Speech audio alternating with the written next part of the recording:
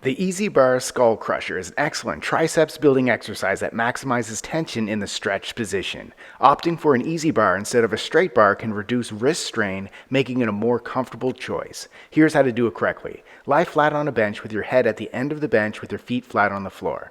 Hold the easy bar with a shoulder width, overhand, palms facing forward grip.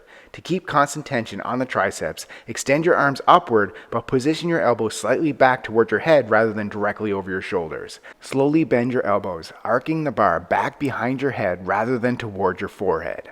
Keep your upper arms stationary with movement coming only from your elbows. To isolate the triceps more effectively, keep your elbows tucked in and avoid flaring them out or letting your upper arms drift.